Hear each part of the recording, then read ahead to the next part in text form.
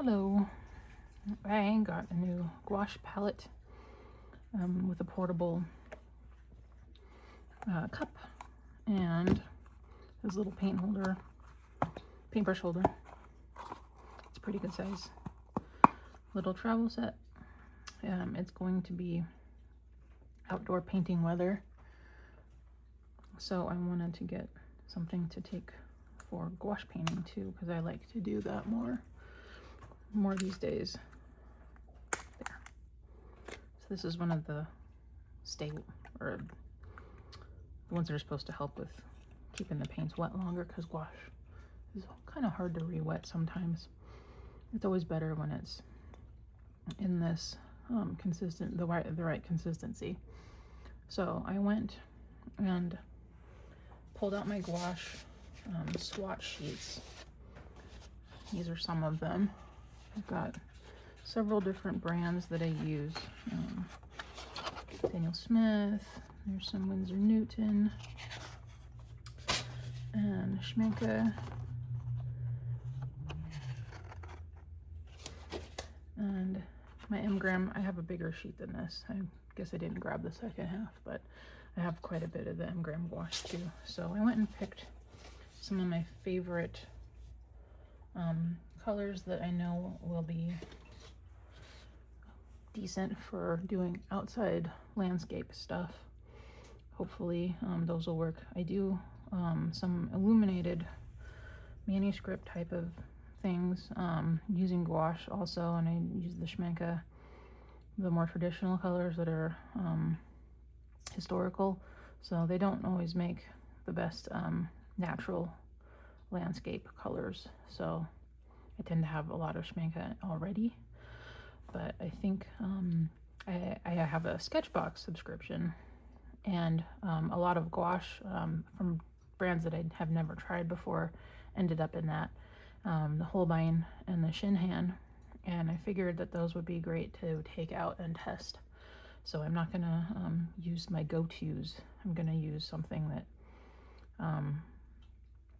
some different brands and different colors that I don't normally use when I do the gouache illuminated things. To help make it easier, I have some swatch cards that I've made with some of my standard colors that I use. Vermilion, ultramarine, all of those make really good illuminated painting palette. And then I use a hole punch. Here's the hole punch. And then I save the dots in here, and I use them for mixed media stuff.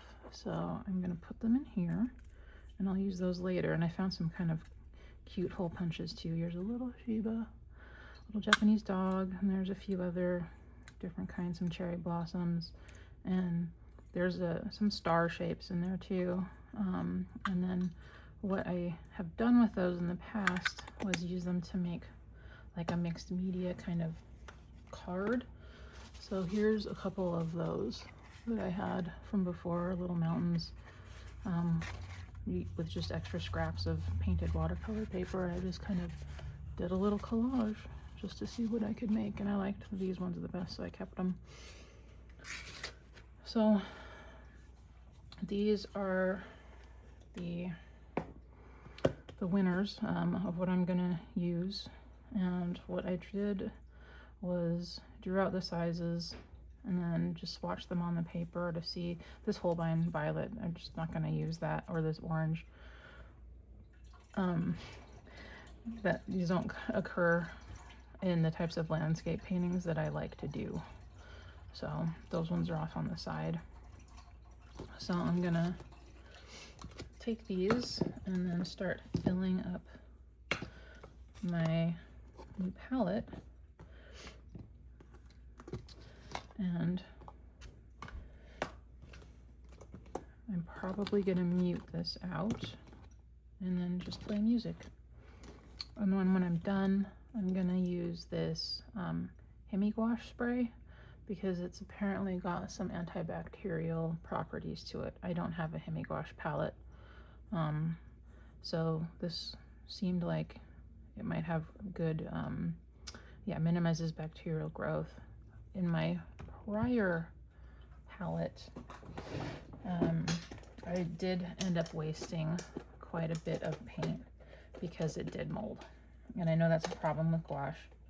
And it was my storage. It was the same type of silicone thing, so you can even see there's a little mold on there in the orange. But I've just been using this up and scraping the mold off. And then I'm gonna, when it's done, I'm just gonna soak it and then rubbing alcohol, get it good and clean, and then I'll start from scratch. And then I'm gonna be routinely using this spray in there too to help prevent that problem from happening again, I hope. But I just have to make sure to let it breathe, I guess, every so often. But I don't know, some people have more problems with it than others. So anyway, I'm gonna go ahead and fill this up now. So I think I picked the right colors that I want to use.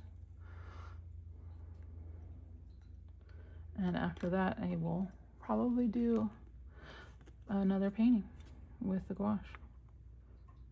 I hope it isn't a giant waste of paint. Really don't use a lot of yellow. I have a massive gouache collection too, so I'm just trying to use some of it up.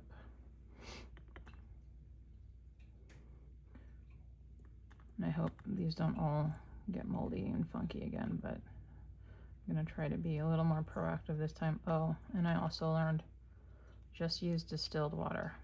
That will help. Here's Graham's raw sienna.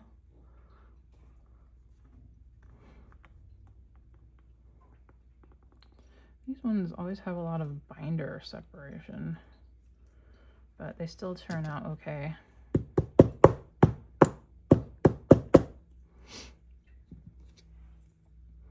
Daniel Smith burnt sienna. I like to also put the colors in my palette that I know are good colors for pets, pet painting, because I like to do pet portraits quite a bit too. Carmine, this is a little bit bright. It's by Shinhan. I try to avoid using stuff that is from China, but I will give it a try. It's not really a super natural red, but I can use it for some other stuff, I guess. This is Holbein Peony, which is pretty. Probably won't use a lot of that either, but it is a good violet kind of color. And this one, it's a really pretty color. I want to say myositis, but it isn't. That's a medical term. Myositis blue. I don't know what that is, but it's a pretty sky blue, and I'm sure it has titanium white in it. So I'll just give it a go in case it molds. I'm not gonna do the whole tube, but this one should be pretty nice for some of the tree things I like to do. Skies. Cerulean blue chromium. It looks like the binder's separated a little bit in there too, but that's okay.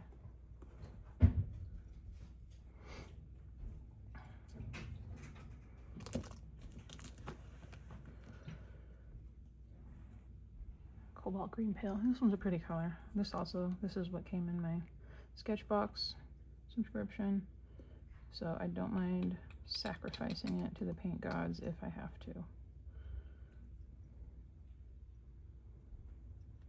Just use the paint supplies. It doesn't do much good to hoard them and never use them, so I'm trying to get better about that. Of course, ultramarine, super common color in landscape painting portraits, so I always like to have it. It mixes good, and it's really pretty.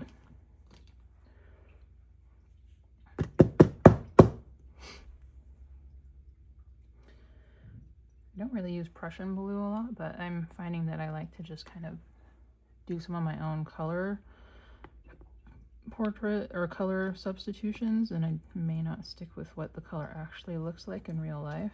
And this one is a nice dark blue for some of the stuff that I like to do. Gouache is kind of fun that way. And I needed a paint spray, and I don't have any except for Daniel Smith, so I'm going to use this. Probably use this tube up. As I was debating about using the the Alvaro's gray, or like a lamp black or an ivory black, because you know there's a lot of stuff that has calls for those dark values, and whiskers, noses, and stuff like that. But Payne's has been a pretty successful alternative that I've been using, so it isn't just solid black, because there isn't a lot of stuff that's just solid jet black all the time, and I can just add those features in with a fine liner pretty easy.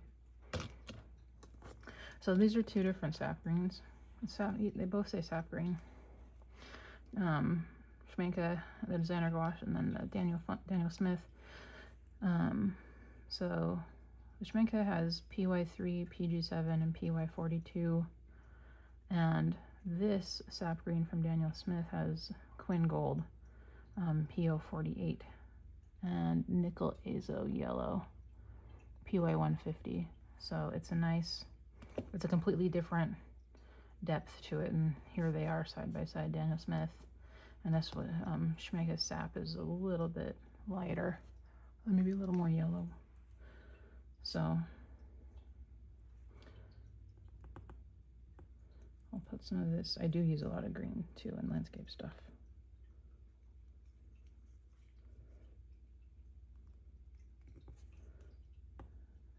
I'll let that settle down again. That's why I keep this key here, so I know which ones I use more of, and I can fill them in. I have a bunch of tubes of this M-gram burnt umber. It's pretty nice, so I got several tubes in a row with a sketch box, so I don't need all of that, and I'm going to use it up, even though it's maybe not my favorite burnt umber. But all right, and here's a very old tube of Van Dyke Brown by Schmincke, which is a pretty nice dark. So I've got dark blue, dark green, Payne's, dark brown,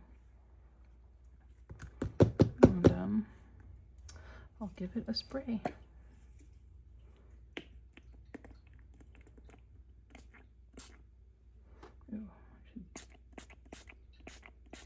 Okay, I don't know how much I'm supposed to use, but I don't want to take any chances. It smells mostly like rubbing alcohol. It doesn't really have any. It just says evenly spray an appropriate amount onto the surface before closing the lid. I don't know what an appropriate amount is, but ooh, it sprayed on here. Uh-oh. Oh well. I'll try and tamp it down a little bit, and then I will seal it up, and I will come back with a painting, but not today. All right, nice. Oh, and I didn't want to put a white in there. I do use white for mixing a gouache all the time, but I can just bring the tube with me and just squirt it out on whenever I need to do it to actually do the mixing, because it's hard to mix from these like into these because there's nowhere to mix it. So I definitely would need